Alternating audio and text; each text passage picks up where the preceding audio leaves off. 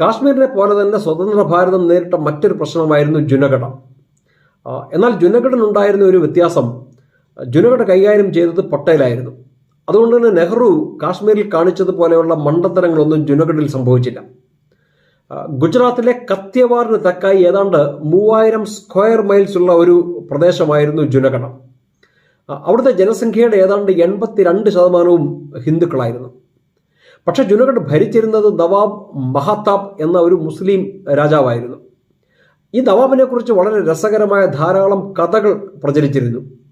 ഏതാണ്ട് 250-ലധികം നായ്ക്കളെ കൊട്ടാരത്തിൽ നവാബ് വളർത്തിയിരുന്നു. ഈ നായ്ക്കൾക്കൊക്കെ വിലപിടിപ്പുള്ള വസ്ത്രങ്ങളും ആഭരണങ്ങളും ഒക്കെ അണിയിച്ചാണ് അവരെ കൊട്ടാരത്തിൽ വളർത്തിയിരുന്നത്. ജുനഗഡിലെ ജനങ്ങൾക്ക് ഭാരതത്തിൽ ലയിക്കുവാനായിരുന്നു താല്പര്യം. എന്നാൽ നവാബ് പാകിസ്ഥാനിൽ ചേരുവാൻ ജിന്നയുമായി കരാറിലൊപ്പിട്ടു. നവാബിന്റെ ദിവാനായിരുന്നു സർ ഷാനവാസ് ഭൂട്ടോ. അദ്ദേഹം പിന്നീട് പാകിസ്ഥാൻ പ്രധാനമന്ത്രിയായ സുൽഫിക്കർ അലി ഭൂട്ടോയുടെ പിതാവായിരുന്നു. മുഹമ്മദ് അലി ജിന്നയുമായി അടുത്ത ബന്ധം പുലർത്തിയിരുന്ന വ്യക്തി കൂടിയായിരുന്നു ഷാനവാസ് ഭൂട്ടോ. ജുനഗഡിന്റെ പാകിസ്ഥാൻ ലയനത്തിന്റെ ഇടനിലക്കാരനായി പ്രവർത്തിച്ചത് ഈ ഷാനവാസ് ഭൂട്ടോയാണ്.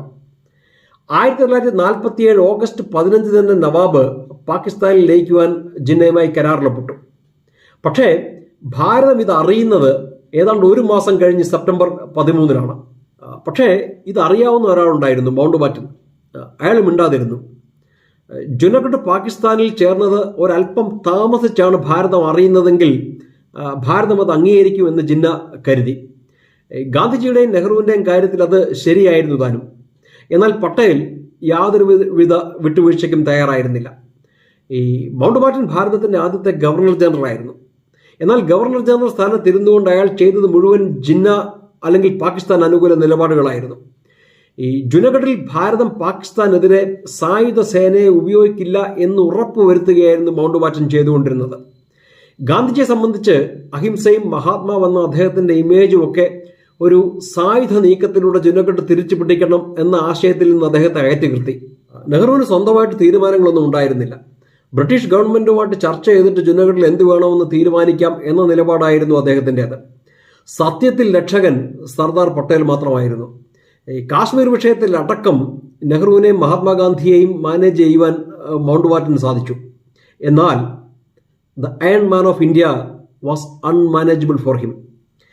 മഹാത്മാഗാന്ധിയെയും നെഹ്റുവിൻ്റെയും അടുത്ത് എടുത്ത സകല കലാപരിപാടികളും മൗണ്ട് ബാറ്റൻ പട്ടേലിൻ്റെ അടുത്തും എടുത്തു നോക്കി. ജുനഗഡിലേക്ക് പട്ടാളത്തെ അയച്ചാൽ ലോകത്തിൻ്റെ മുന്നിൽ ഭാരതത്തിൻ്റെ ഇമേജ് തകരും, നമ്മൾ അഹിംസാവാദികളല്ല എന്ന് ലോകം വിലയിരുത്തും, ഈ മറ്റു പല പ്രശ്നങ്ങളുള്ളപ്പോൾ ജുനഗഡിലേക്ക് പട്ടാളത്തെ അയച്ച് എന്തിന് സമയം കളയണം, എന്തുകൊണ്ട് കാശ്മീരിനെ പോലെ ജുനഗഡ് ഇഷ്യൂവും UN കൊണ്ടുപോയിക്കൂടാ, ഇതൊക്കെയായിരുന്നു മൗണ്ട് ബാറ്റൻ്റെ ഈ പട്ടേലിനോടുള്ള കൗൺസിലിംഗ്. സർദാർ പട്ടേൽ ഇതെല്ലാം കൂടെ എടുത്ത് ചവറ്റുകൊട്ടയിലിട്ടു. എന്നിട്ട് ജുനഗഡിലോട്ട് സൈന്യത്തെ അയച്ചു. സൈനിക നടപടിയിലൂടെ ജുനഗഡ് പ്രശ്നം എന്നേക്കുമായിട്ട് അവസാനിപ്പിച്ചു. അത് ചെയ്യുവാൻ ഗട്സ് വേണം. നെഹ്റുവിന് ഇല്ലാതിരുന്നതും പട്ടേലിനുണ്ടായിരുന്നതും അതാണ്. കാശ്മീരിൽ നെഹ്റു മൗണ്ട് ബാറ്റന്റെ നിർദ്ദേശമനുസരിച്ച് മുന്നോട്ട് പോയി അതൊരു അന്താരാഷ്ട്ര പ്രശ്നമാക്കി. കാശ്മീർ പ്രശ്നം നമ്മുടെ മുന്നിൽ ഇന്നുമുണ്ട്. നേരെ മറിച്ച് ജുനഗഡിൽ പട്ടേൽ നടത്തിയ സൈനിക നടപടിയെക്കുറിച്ച് ഗവർണർ ജനറലായിരുന്ന മൗണ്ട് ബാറ്റനെ അറിയിച്ചതുപോലുമില്ല. എല്ലാം കഴിഞ്ഞതിന് ശേഷമാണ് മൗണ്ട് ബാറ്റൻ ആർമി ഓപ്പറേഷനെ കുറിച്ച് അറിയുന്നത് തന്നെ.